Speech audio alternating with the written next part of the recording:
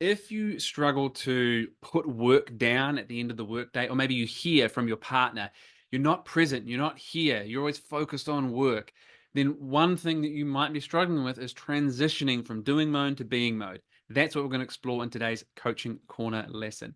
Hey there, legend. I'm Mike Campbell. I am the Anti Nice Guy men's coach.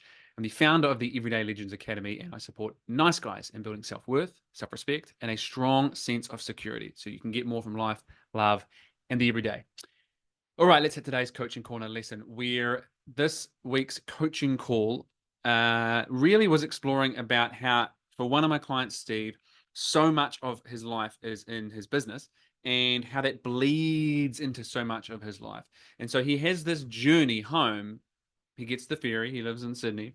And so we talk about the idea of transition time. This is one of the things that so many men struggle with. As men, we need transition time. And perhaps said differently, the masculine needs transition time because the masculine really is about doing action, achieve a result, achieve a result, achieve a result. And it tends to have narrow focus.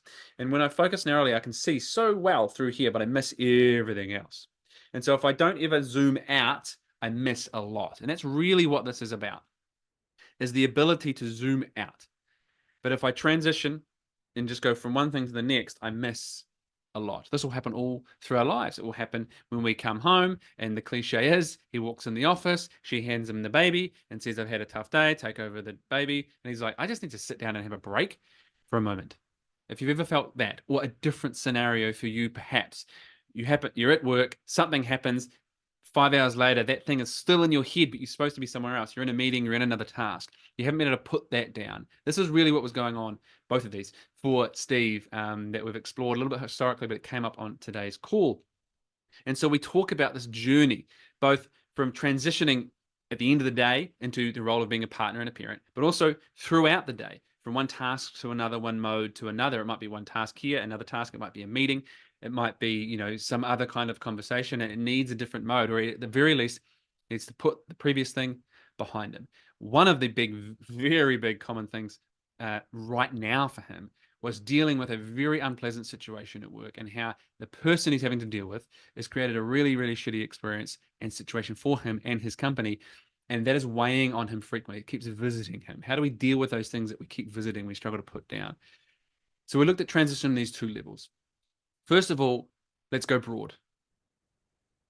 When he comes home, he's working on the ferry home. He ends work as he enters the door. He's still in work mode. He comes in, his partner, his little child are sitting there waiting to have dinner with him. It's the cliche.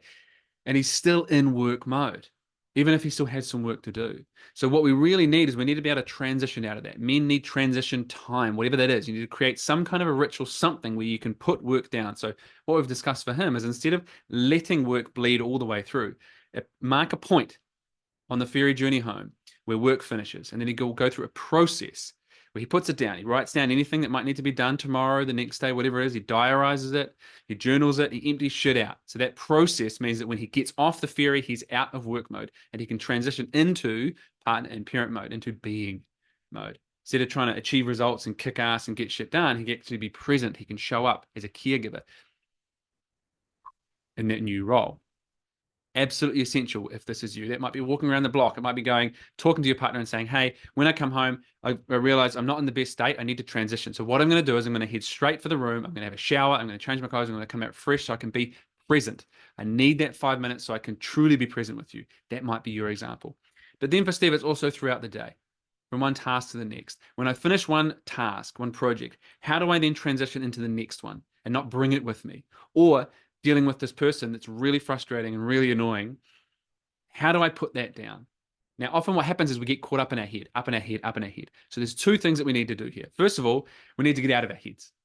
And so what we spoke about for Steve, and it's a beautiful way for him to do that, is to get into his body. Some kind of movement, exercising, a training session if he can, a walk, but it doesn't have to be something if it's a big time ask. It could be some simple breath work to get out of his head and focus on the breath and back into his body. So we want to get out of our head. That also might be dumping something down. I need to leave that there. I need to do this thing tomorrow. I need to come back to that thing next week, whatever it might be. The second is to get out of your head, which is the heads of other people. You talk about it, you get it out. You put it down. That doesn't mean other people have to pick it up. It means they help you put it down. So we talked about these strategies that Steve can do to get out of his head and to get out of his head. And these might be the same thing for you. Whatever is going to help you transition and move into the next stage, the next task, and be present there, whatever that asks of you. That's been today's Coaching Corner lesson. I hope that helps you. Remember to pass this on to someone that you think might benefit from it. Like, subscribe, click the bell for notifications, all those things. See you next time.